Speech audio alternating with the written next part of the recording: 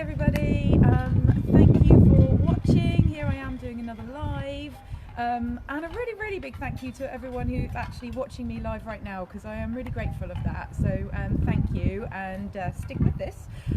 So today I'm just going to tell you something that I know that I've told to all my clients. It's a big reminder, and anyone who hasn't heard it, obviously good listening. And some of my clients will be like, oh, roll eyes as I talk about diet and fitness. But it's all very important. So one thing that's really important is that I always say with my clients that you've got to do exercise little and often, and we always have appropriate walk regimes and things like that depending on where your dog or cat, anything, is on their rehab program.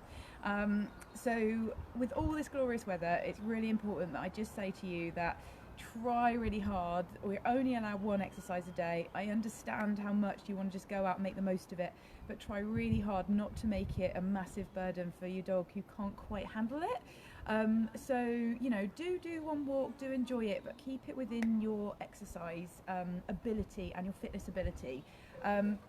So instead of doing that one giant walk and then thinking, oh, that's me done for the day, what I want you to try and do is make lots of relevant exercise around the home and make most of that time. So, you know, yes, I'm very lucky. I've got a glorious garden and I can get out and I can run with my dogs and all that sort of thing in the garden, and I'm very lucky. So you may not have that ability, but what you can do is you can still get them up and walking around the house. They can still follow you into the kitchen, they can follow you into the toilet. All dogs love to do that. Same with your cats, you can get them following you, and you can make sure they just get an opportunity to stretch their legs out, even for just 5 minutes. It will make the world of difference, I promise you. So the other thing to touch on as well, and I am also going to help with some information on other exercises that you can do, so hold with me with this video. So the other thing we do need to be aware of though is with our reduced exercise, if you are having to be reduced exercise because we can only go out once a day, we do have to be careful of body weight. So we don't want getting overweight in this time. It's surprising how quick that can come on. So I'm just going to show you quickly how to make sure that you can actually keep your dog's body weight good, and with your cat too. Because obviously we haven't got scales at home, that is absolutely fine, or if you have got scales, it's still very hard to weigh them. But actually how you do body weight is much more important about what you can feel than what they actually weigh anyway, because muscle and fat are very different. So if we come over to Logan, I will just show you what we need to be looking for. Is we need to be able to feel along them, and we should have a nice hourglass shape for the waist. There is pages for this on my website as well, and links. So a nice hourglass shaped waistline, so it does tuck in at the waist and tuck up underneath. That's how they should be, okay? If they're not doing those shapes, then obviously there are breed variations, but that is the shape we're looking for. And then the really important one here is when we rub on their chest, it should feel like a little bit of a xylophone. You should be able to feel but not see the ribs. And when I say feel, I don't mean push really hard. Yeah, I can definitely feel a rib. You just want to push really lightly, just a light rub, and you should be able to feel some ribs. And at this last rib here, when you actually pinch the skin back here, you shouldn't feel any fat at all, because the fat back here should be so thin, the tissue layer, that it's almost like on your skin here, you've got nothing to feel. If you can feel a little sort of blob under your skin where you feel, you pinch and you feel another layer of tissue underneath, then it probably means they're carrying a bit more fat than they actually should. So that's how to check for their body weight. So make sure that you're keeping that in check. So exercise wise, it is actually much more important that they keep some mental stimulation going, because that is actually quite exhausting. If you think about if you sat and done some studying at school or wherever, when you're learning, you're actually mentally exhausted and you just want to sleep. So it is okay for us to change over to mental stimulation with a bit of exercise at this time. So just to give you an example, so here I am using carrot peelings for my treats. Obviously very good, low fat. It's actually surprisingly more calories in a carrot than you realise, but also very environmentally friendly. It's the peelings, and my Logan absolutely loves them. So just to give you this first exercise, keeping it relevant with a toilet roll.